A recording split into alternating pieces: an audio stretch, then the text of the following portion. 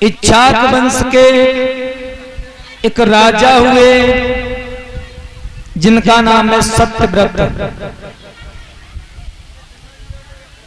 सत्यव्रत की पत्नी का नाम है सत्यरथा। लेकिन एक दिन महाराज सत्यव्रत जंगल में गए घोड़ा पर सवार होके, और राजा ने आगे क्या देखा बताया।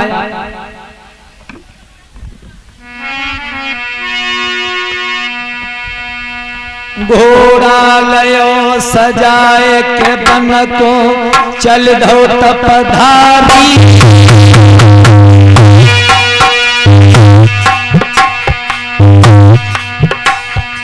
और पिया बन जंगल में देखे राजा सतधारी।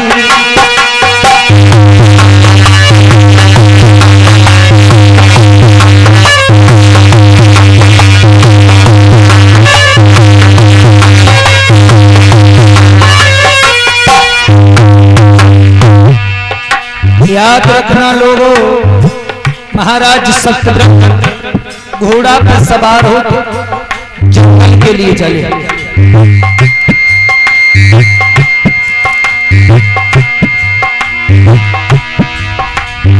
अरे नजरिया आगे को डारी, एक गैया चुन गई खेत के मन में सोचे पपधारी।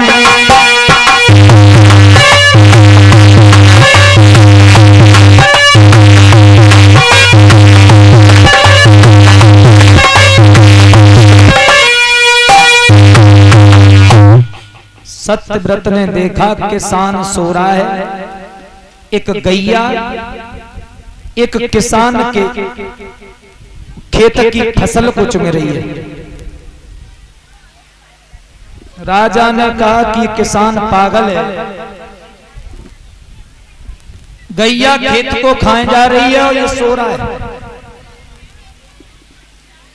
राजा सत्यव्रत ने किसान को जगा दिया। किसान ने हाथ में लाठी ली, गाय की इतनी पिटाई की कि गाय का एक कूला बैठ गया।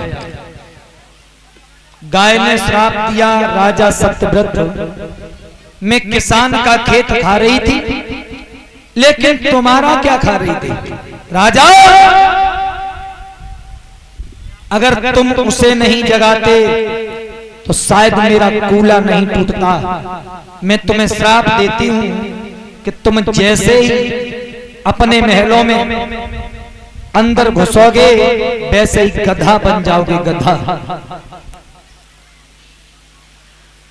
सत्यव्रत घबरा गए श्राप को सुन के।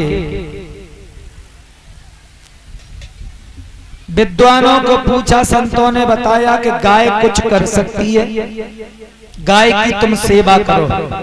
राजा ने वैद्यों के द्वारा, डॉक्टरों के द्वारा तेल बनवाया, गाय की दवा करवाई।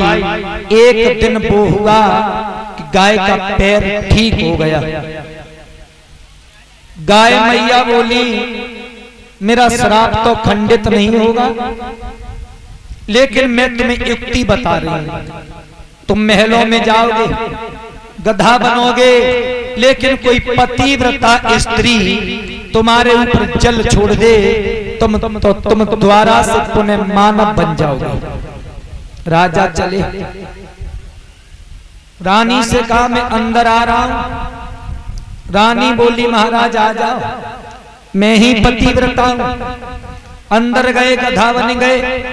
रानी ने एक लोटा जल छोड़ा, एक नहीं बाल्टी बाल्टी जल छोड़ दिया, लेकिन हुआ कुछ नहीं। श्रोता, फिर वो मैया अपने पति को गधा के रूप में लेकर के काशी में पहुंची। काशी की सभी रानियों ने जल छोड़ा, लेकिन फिर भी राजा गधा रहे।